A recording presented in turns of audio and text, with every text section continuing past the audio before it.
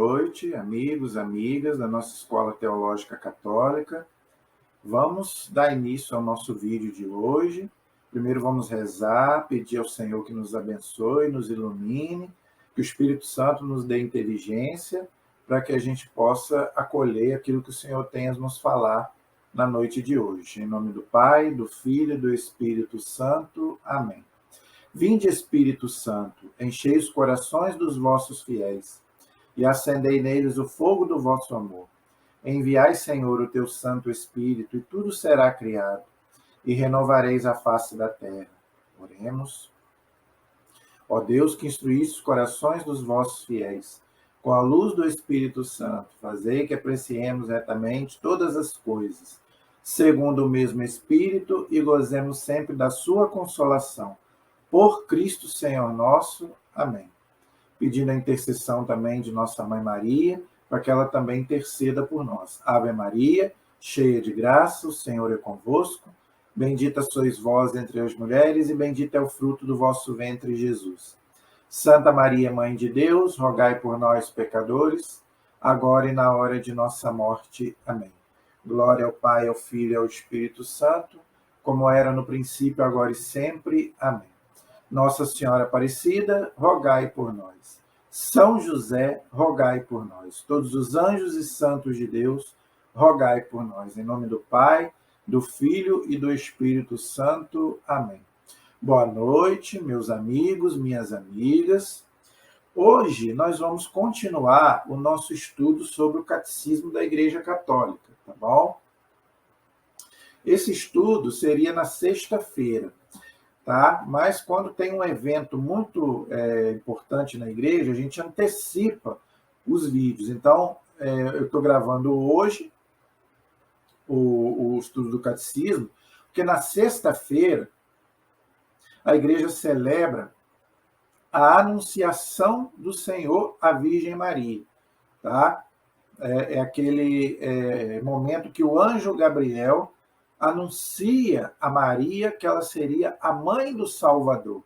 Então, eu quero fazer um vídeo sexta-feira sobre a virgindade perpétua da Virgem Maria. Muita gente pergunta, muita gente tem dúvidas, tá? Mas como que Nossa Senhora teve Jesus e continuou virgem? E os irmãos de Jesus, que outras pessoas questionam. Então, nós vamos poder fazer então um vídeo explicando essa questão. Então, hoje nós vamos adiantar o nosso estudo do catecismo. Tá? Ontem, na segunda-feira, eu adiantei o nosso estudo bíblico, que é na quarta-feira. Na quarta, eu sempre posto um estudo bíblico, tá? E na sexta, o estudo do catecismo. Mas quando tem uma festa, alguma coisa importante, aí eu adianto os vídeos. Tá? Então, hoje nós vamos continuar, tá joia? O nosso estudo do Catecismo da Igreja Católica. O que nós estamos estudando?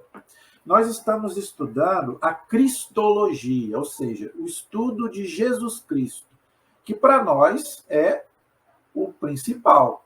Para nós, Jesus é o nosso Salvador. Então, se a gente não tiver uma noção clara de quem é Jesus, porque a gente não ama quem a gente não conhece. Tá? Então, a gente às vezes pode falar de Jesus, às vezes a gente pode até dizer que acredita em Jesus, acreditar em Jesus até o diabo acredita. Mas a gente não ama a quem a gente não conhece. Então, para a gente poder amar Jesus, a gente precisa conhecer a pessoa de Jesus. Então, é isso que nós estamos fazendo nessas aulas, vão ser bastante aulas, pelo que eu vi aqui. O Catecismo fala muito de Jesus, logicamente, é o nosso Senhor e nosso Salvador. Nas aulas passadas, eu já comecei a falar sobre Cristo, né? A primeira aula, nós falamos sobre a origem do nome Jesus, que quer dizer Deus salva. Então, eu expliquei tudo isso. Na segunda aula sobre Jesus, eu expliquei a origem da palavra Cristo, que significa o ungido do Senhor. Hoje, qual é o nosso tema de hoje sobre Jesus Cristo, que está no Catecismo? Você que tem o Catecismo, pode me acompanhar aí. Na página 125,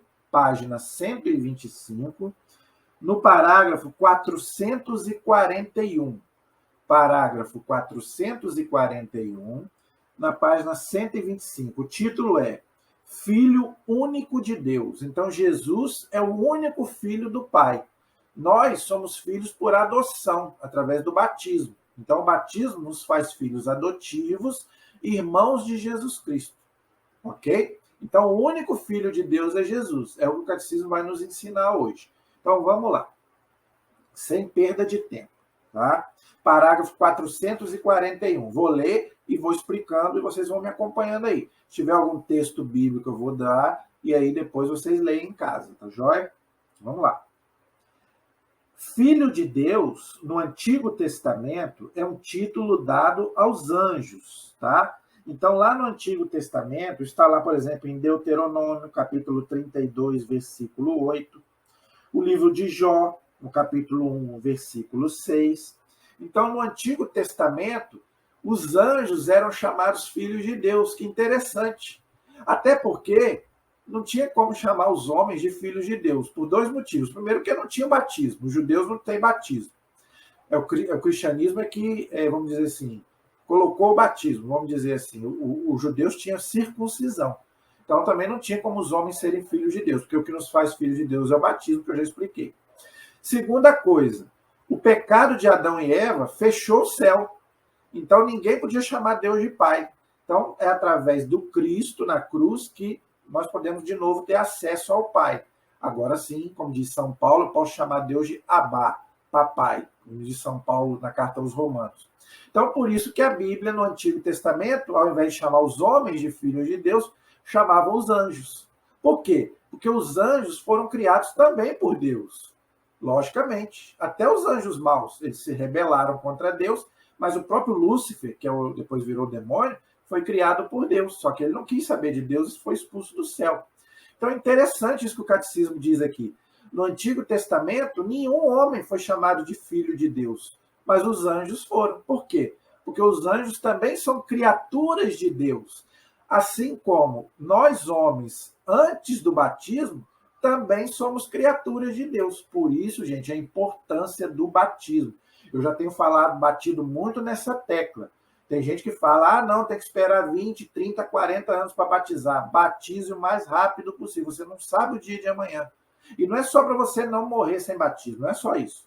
O batismo, além de apagar o pecado original, que não é um pecado de culpa, é um pecado de carência, ainda te faz filho de Deus. Então, antes do batismo, você não é filho de Deus, você é uma criatura de Deus.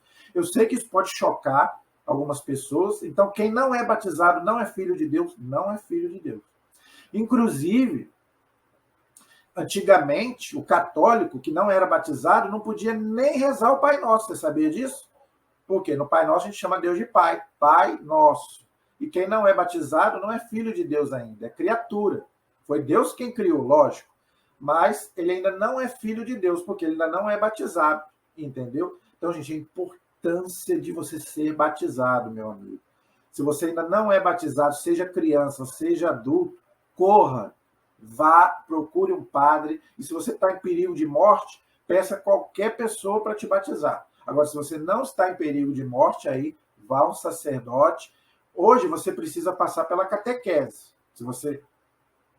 A única exceção é se você estiver morrendo. Mas se você não estiver morrendo, para você receber o batismo, você precisa passar pela catequese antes. Então, procure o mais rápido possível ser batizado. Não fique sem a graça de Deus.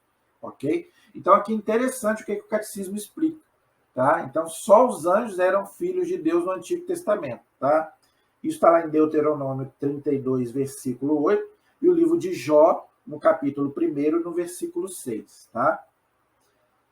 Então, no Antigo Testamento, então, esse era um título dado aos anjos, tá?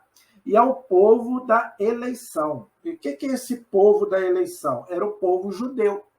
Então, o povo judeu era chamado de filho de Deus, mas não é a pessoa, entendeu? Não é eu, você. Não, era o povo de Israel geral, entendeu? Por quê? Porque eles ainda não tinham o batismo, eles só tinham a circuncisão. Tá bom? Então, o povo de Israel era chamado filho de Deus também, ok? Mas não é igual nós hoje, que somos filhos pelo batismo, tá? Isso está onde? Está em Êxodo, no capítulo 4, no versículo 22, no profeta Oséias, no capítulo 11, no versículo 1, e no profeta Jeremias, no capítulo 3, no versículo 19. Também no livro do Eclesiástico, no capítulo 36, no versículo 14, e no livro da Sabedoria, no capítulo 18, no versículo 13. Então, todos esses textos dizem o quê? Que o povo de Israel, o povo escolhido por Deus, era chamado no Antigo Testamento de filhos de Deus, ok? No Novo Testamento, todos aqueles que são batizados, amém? Irmãos de Jesus Cristo. Mas o Filho único do Pai é o próprio Cristo. Os filhos de Israel, ou seja, né, o povo de Israel, tá bom? Isso também está lá em Deuteronômio, capítulo 14, versículo 1, e Oséias, capítulo 2, versículo 1. Então, era um jeito de Deus, o carinho de Deus com o seu povo, chamando o povo de filhos de Deus, ok? Como ele ainda não tinha os seus filhos ainda por adoção, só aconteceria no batismo, então ele chamava todo o povo de Israel que seguia Cristo, que seguia Deus, de filhos de Deus, tá bom? E a seus reis, então Deus também chamava os reis de Israel de filhos de Deus. Isso está onde? Está no segundo livro de Samuel, no capítulo 7, versículo 14, e no Salmo 82, no versículo 6. Então Deus também tinha um carinho muito grande pelos reis, tá? Então Deus também chamava os reis de Israel de filhos de Deus, ok? Mas aí era mais de uma forma de Deus, do carinho de Deus para com o seu povo e com os reis que governavam Israel, ok? Mas ainda não era realmente como é no Novo Testamento, ok?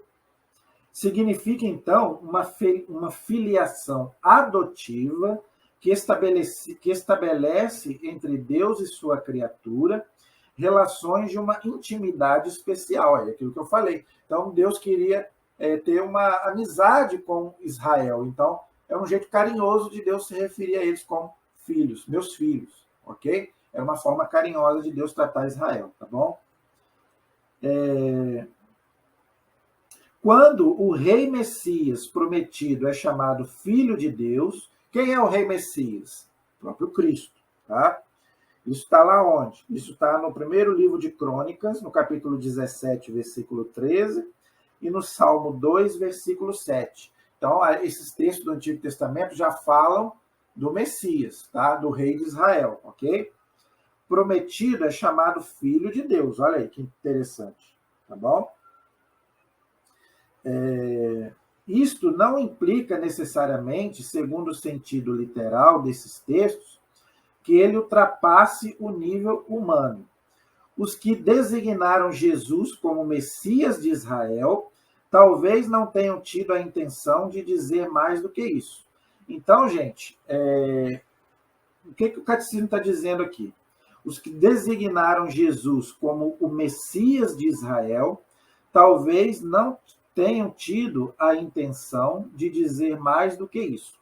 Esses textos estão aonde? Estão lá em Mateus, capítulo 27, versículo 54, e também o Evangelho de São Lucas, no capítulo 23, no versículo 47, ok? Então,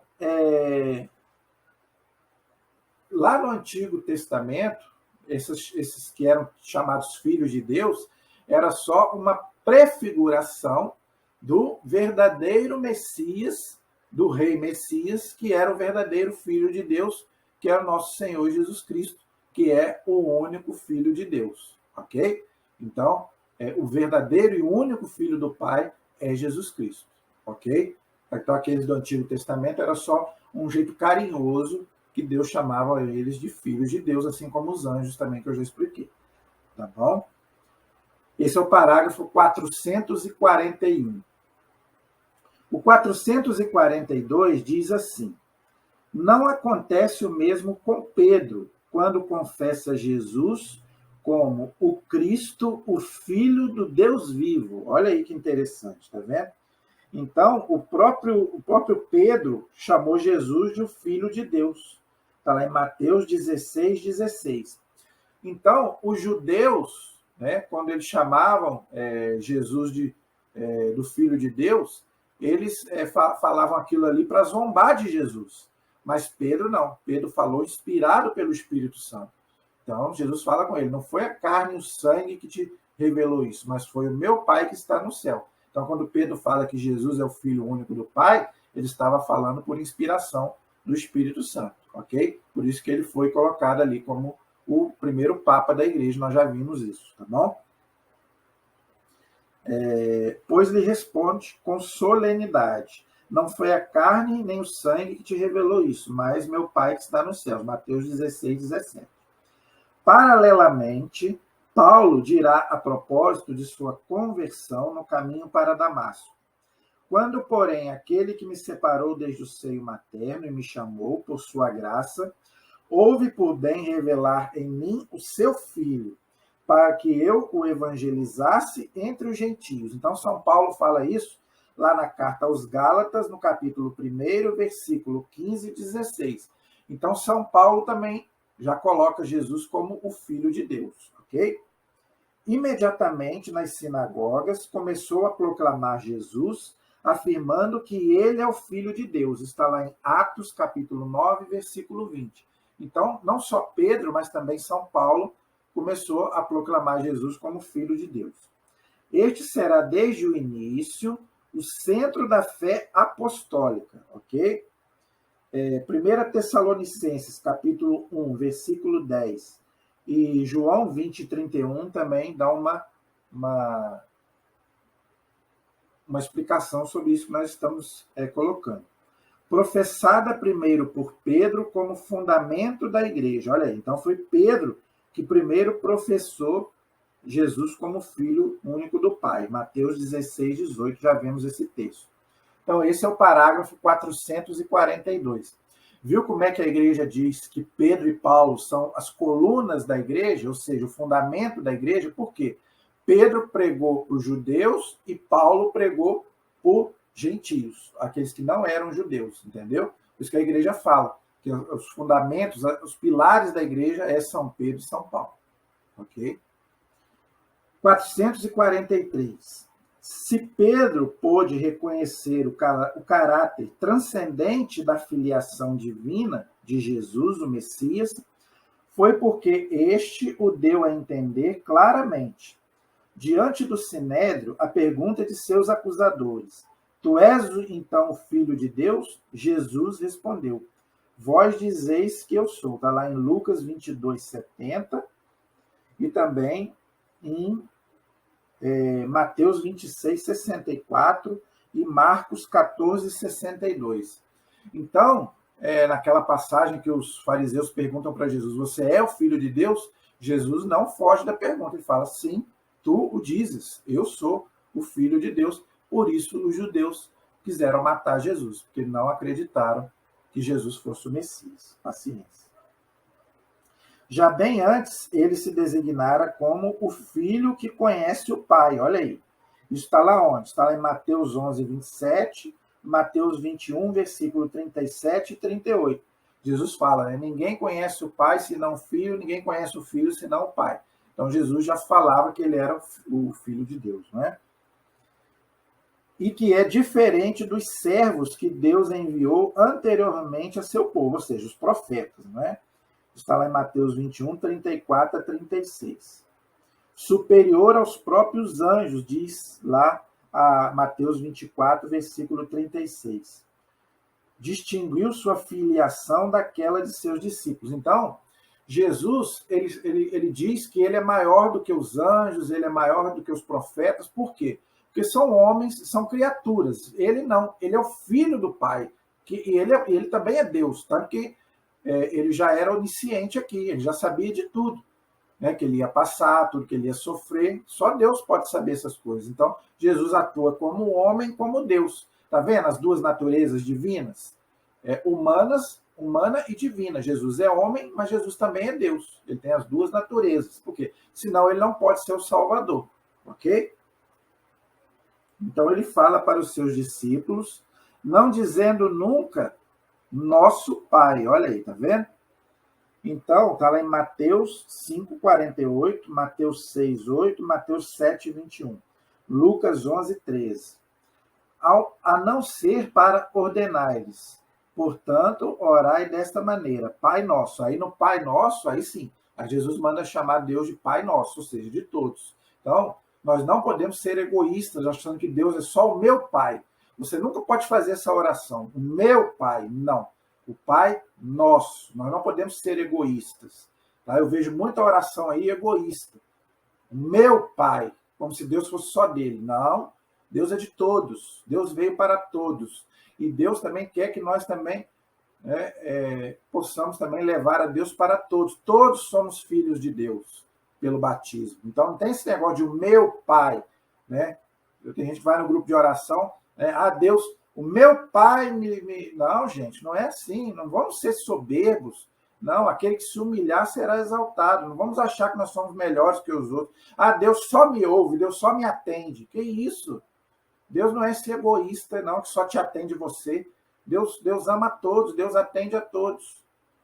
Deus quer a salvação de todos, não só a sua salvação. Você não é melhor que ninguém. Não seja um egoísta, achando que Deus é somente seu. Não, reparta esse Deus com as outras pessoas. Ok? Então está lá em Mateus 6:9. E sublinhou essa distinção. Meu pai e vosso pai. Olha aí. João 20:17. Interessante essa passagem. Jesus pôde chamar Deus de meu pai, mas ele falou para a gente chamar Deus de nosso pai. Olha só, por quê? Porque Jesus é o filho único do pai. Entendeu? Então, realmente, Jesus pode chamar a Deus de meu pai. Agora, você não. Por quê? Porque você é filho adotivo. E Deus tem muitos filhos, como diz aquela música do Padre Marcelo, não é? O Senhor tem muitos filhos ele tem. Então, meu amigo, Jesus pode bater no peito e falar, meu pai. Agora, você não. Pai nosso. Então, gente, vamos parar com esse egoísmo aí, ok? Que Deus é de todos, tá bom?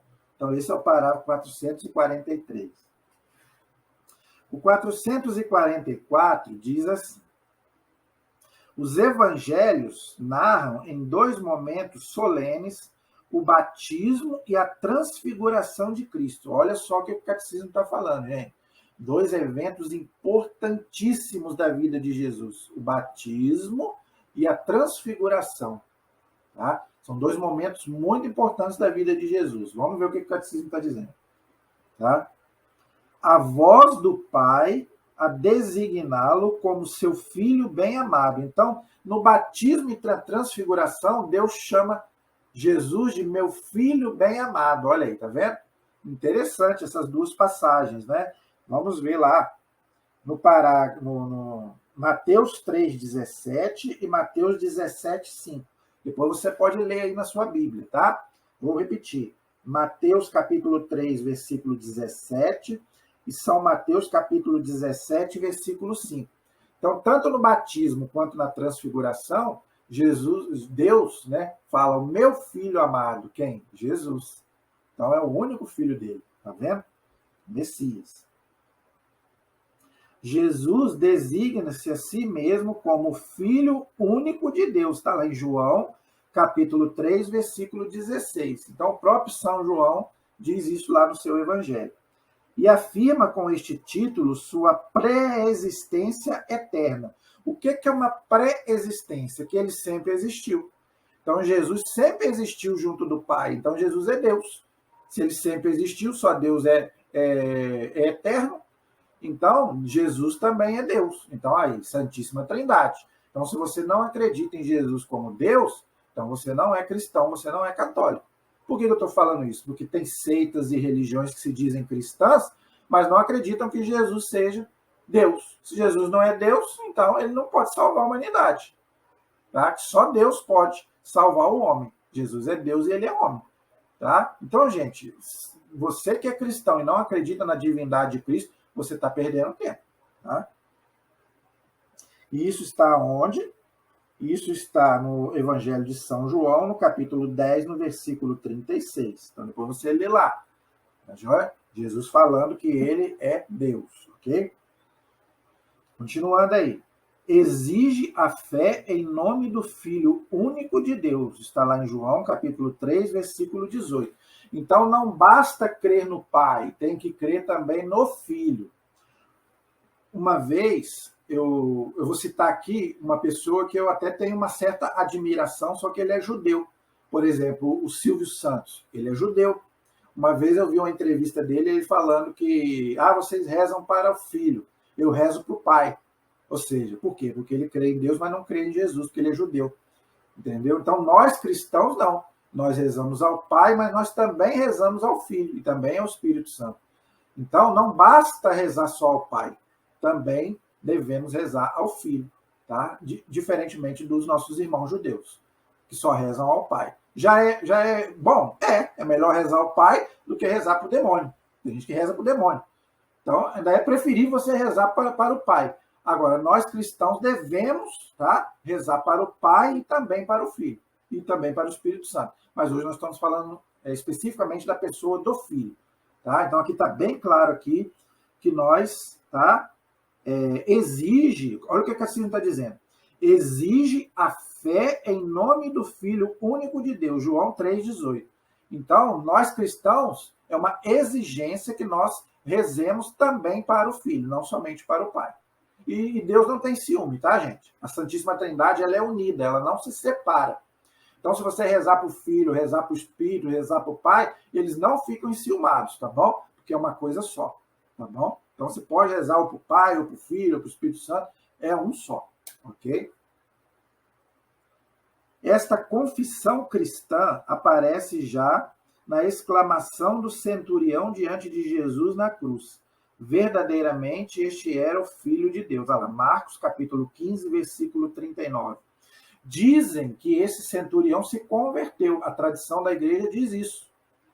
Não só ele, mas também aquele soldado que furou o lado de Jesus, que a tradição chama de São Longuinho. Você sabia que São Longuinho é aquele soldado que feriu Jesus? Tem uma imagem dele enorme lá no Vaticano, lá onde o Papa celebra a missa. São Longuinho, aquele soldado que perfurou Jesus. A tradição diz que ele se converteu e virou cristão. E esse centurião também, a tradição diz que ele se converteu justamente ali na morte de Jesus. Olha o que ele fala. Verdadeiramente, este era o Filho de Deus. Então a tradição diz que ele acabou se convertendo, tá bom?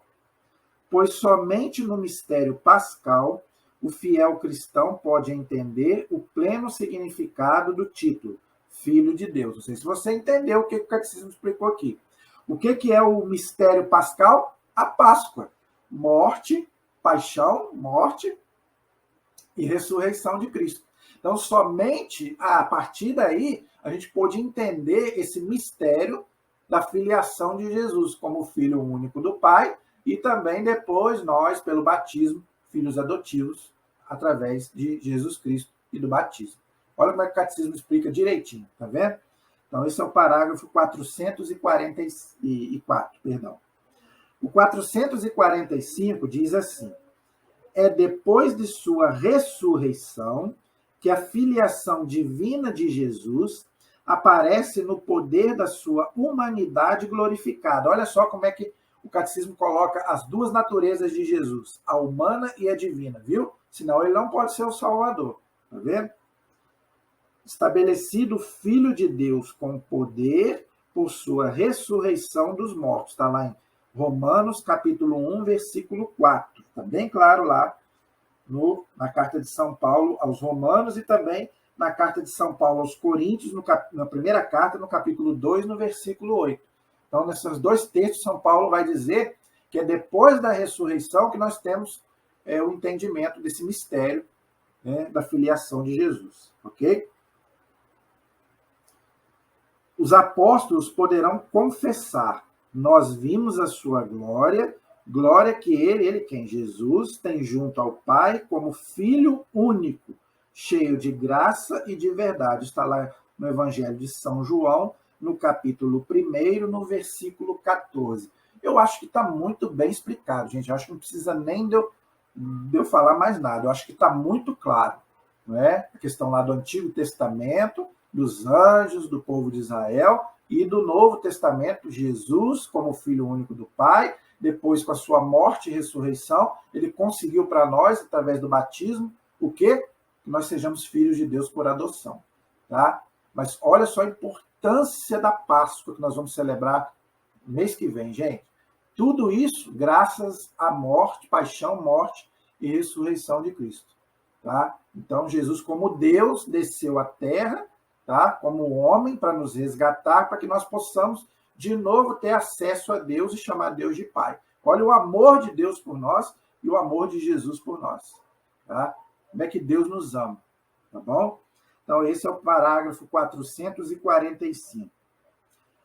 No parágrafo 446, diz que Jesus, além de ser o Filho único do Pai, Jesus é o Senhor. Senhor, gente, quer dizer o quê? O Salvador, o único, ok? Para nós cristãos, não tem outro, tá joia? O único Senhor e Salvador é Jesus Cristo. Por quê? Por causa do que eu falei antes. É o único que é o Filho do Pai, morreu e ressuscitou, está diante de Deus. Os outros não podem salvar. Por quê? Porque não são filhos de Deus. São homens, mas não são Deus. Entendeu? E não ressuscitaram ainda.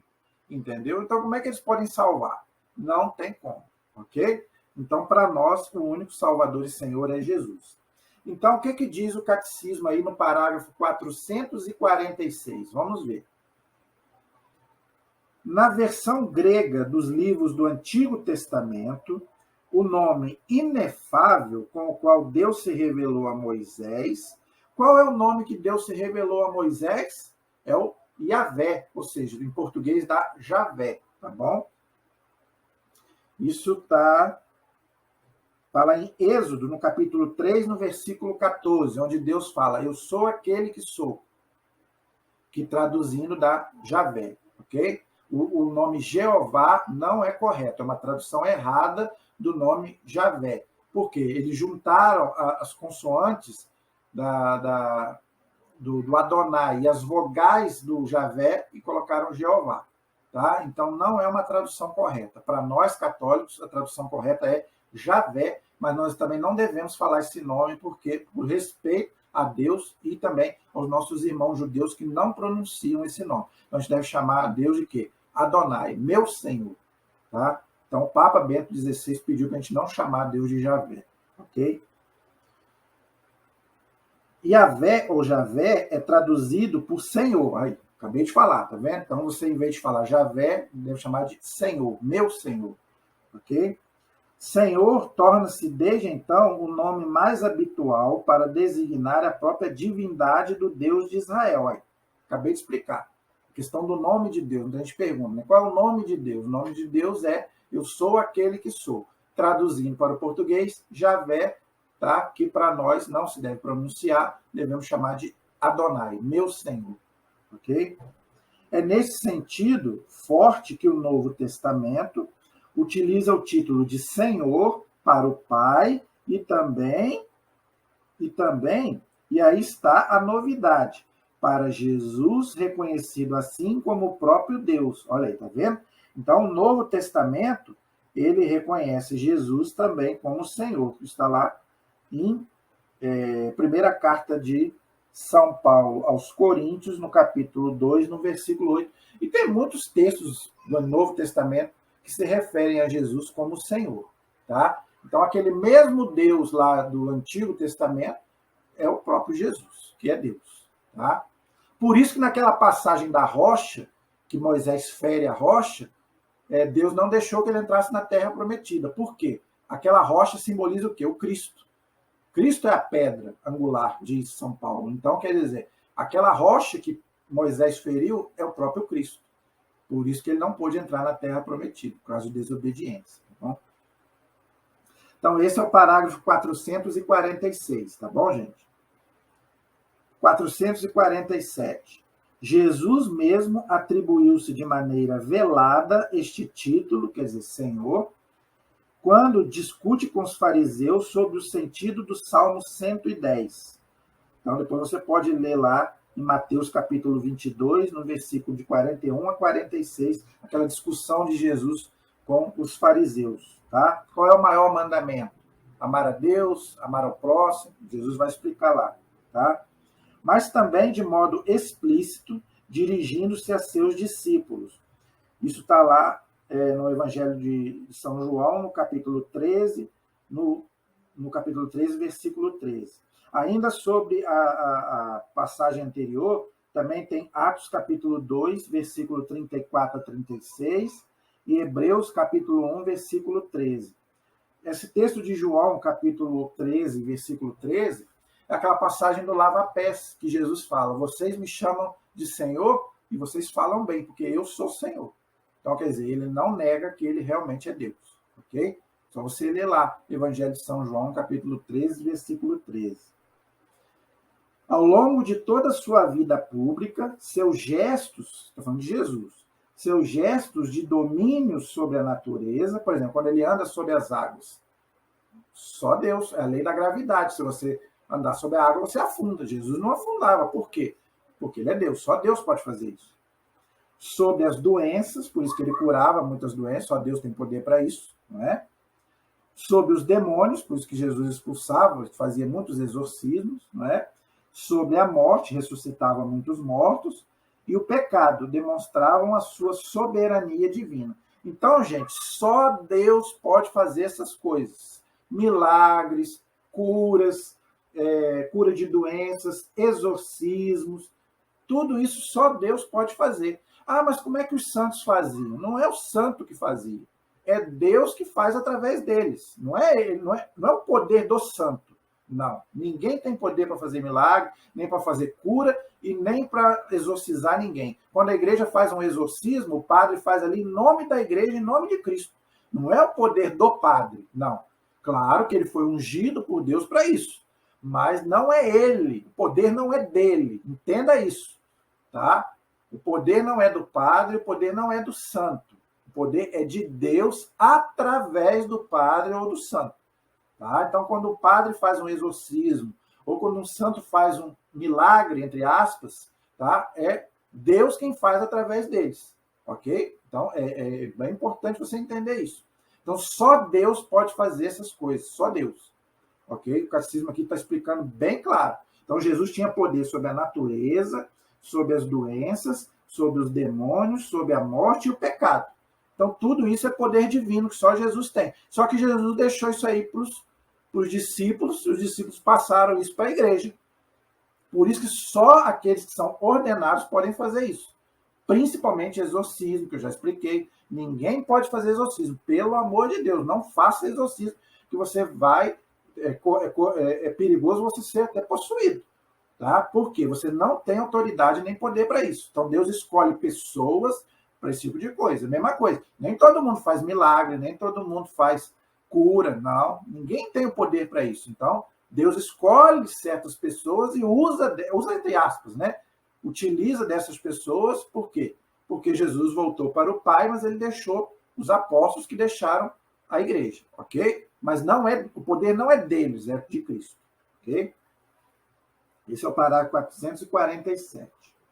O 448 diz assim: muito frequentemente nos evangelhos, determinadas pessoas se dirigem a Jesus chamando-o de Senhor. A gente vê muito isso nos evangelhos, né? Este título exprime o respeito e a confiança, ou seja, a fé, dos que se achegavam a Jesus e esperavam dele a ajuda e a cura.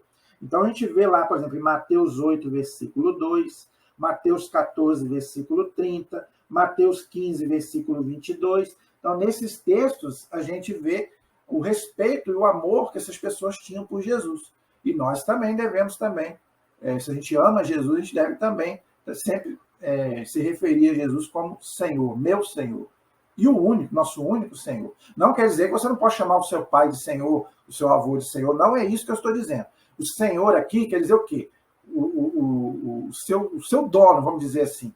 O único que realmente tem poder para poder te salvar e também, vamos dizer assim, te curar, fazer curas, prodígios. É isso que nós estamos falando. Não quer dizer que você não pode chamar seu pai, seu avô de Senhor. Não é isso. Igual eu expliquei a questão do pai também. Não quer dizer que você não pode chamar o seu pai de pai, sendo que Deus é o nosso único pai. Tá bom? Entendam isso. Sob a moção do Espírito Santo, ele exprime o reconhecimento do mistério divino de Jesus, ou seja, exprime que Jesus seja Deus, tá? Está lá em Lucas 1,43, Lucas 2,11, e tem muitos textos que falam disso, tá? No encontro com Jesus ressuscitado, ele se transforma em expressão de adoração. Meu Senhor e meu Deus. Está lá em João 20, 28. É São Tomé, naquela passagem que ele se prostra diante de Jesus em adoração, porque ele não tinha acreditado na ressurreição. Assume, então, uma conotação de amor e afeição que torna-se a peculiar à tradição cristã. É o Senhor. Olha aí, João 21, versículo 7.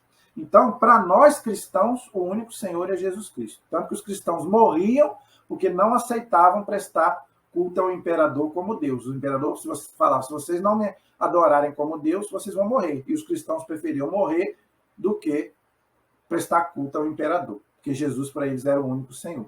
E para nós também. E aqui o catecismo diz bem claro, expressão de adoração. Então, a Jesus nós prestamos adoração. Então, assim como Deus e também ao Espírito Santo. Somente eles. O Pai, o Filho e ao Espírito Santo. Mais ninguém. Ok? Já explicamos sobre isso. Esse é o parágrafo 448. O 449 diz assim: ao atribuir a Jesus o título divino de Senhor, olha aí, divino, a parte divina de Jesus. Então, quando a gente chama Jesus de Senhor, aí nós estamos invocando a parte divina de Jesus, porque ele é homem e é Deus. Mas aí a gente está invocando a parte divina dele, tá bom?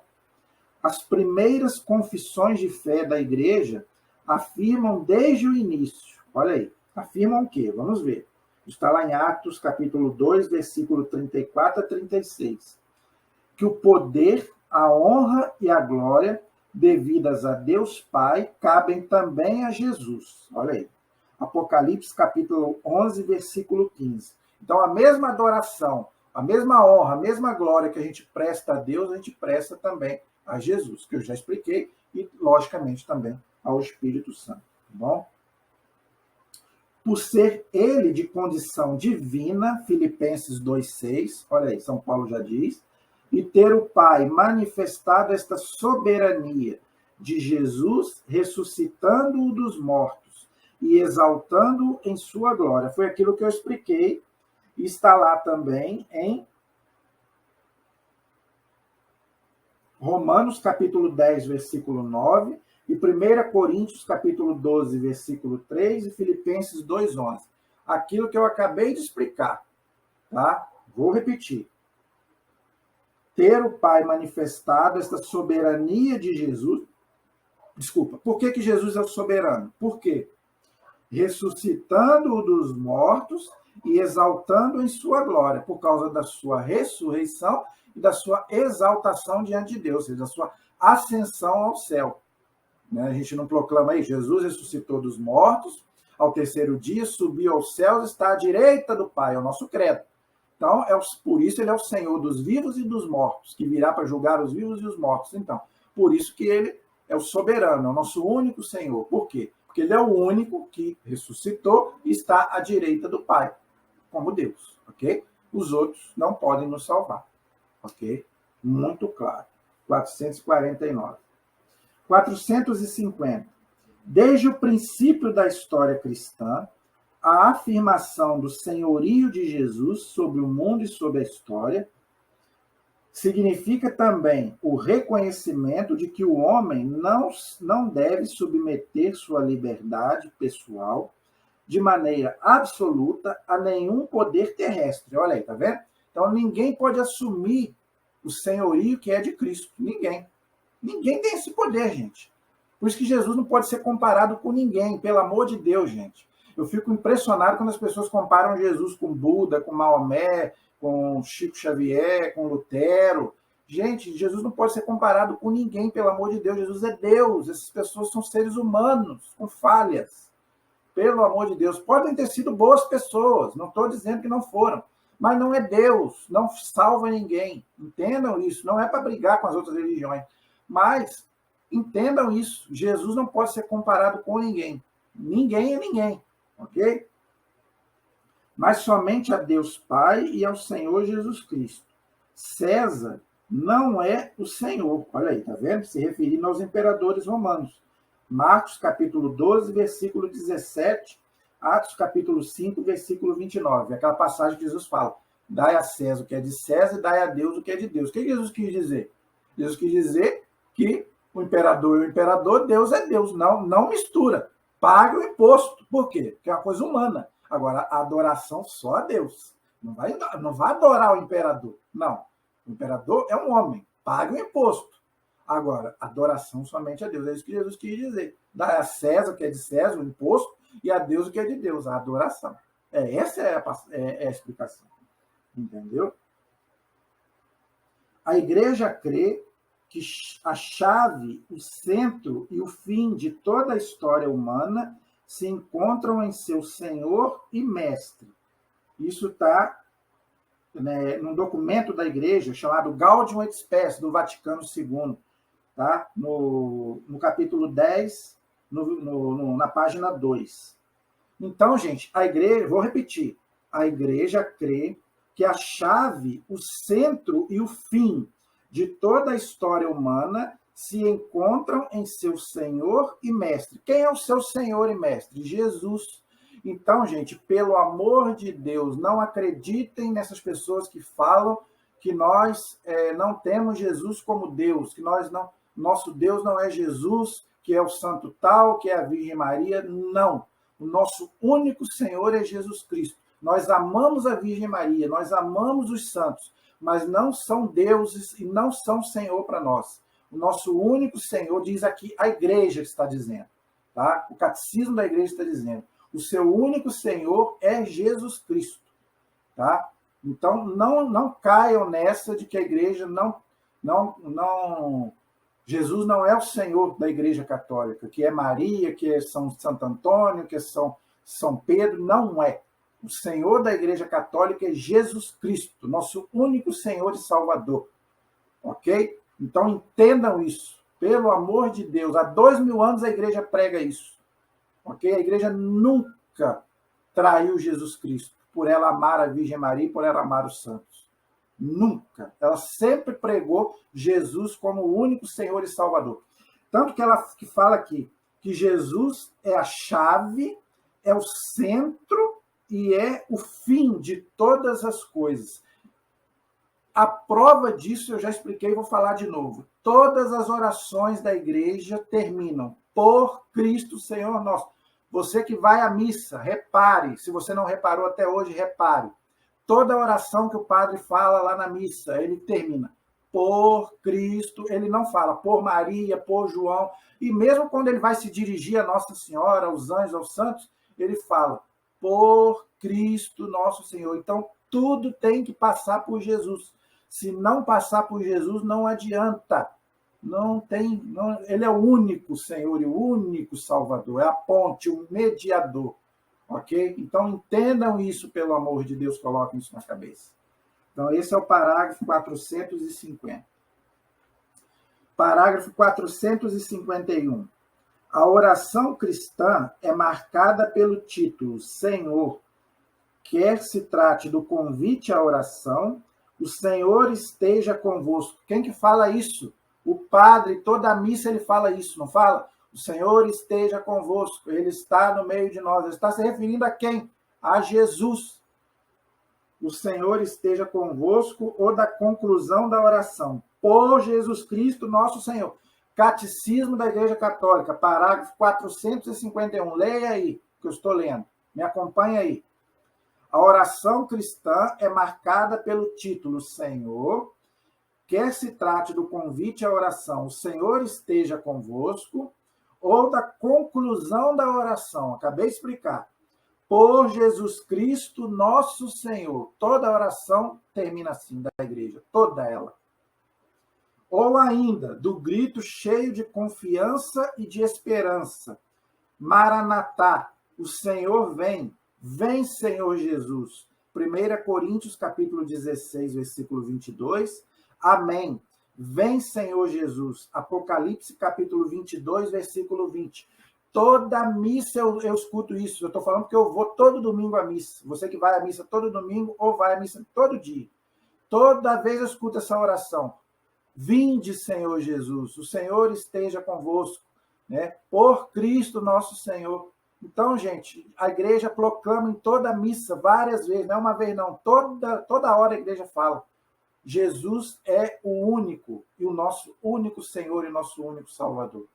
Tá? Então, gente, é uma maldade, tá? São pessoas más que dizem que a Igreja Católica não tem Jesus como Senhor, como Deus. Você que nunca foi à missa, não fale besteira, pelo amor de Deus. Por que que o Scott Hahn, que era um pastor protestante, se tornou católico? Assistindo a uma missa. E ele... Leia o livro dele, não sou eu que estou falando. Ele escreveu 2 livros sobre isso.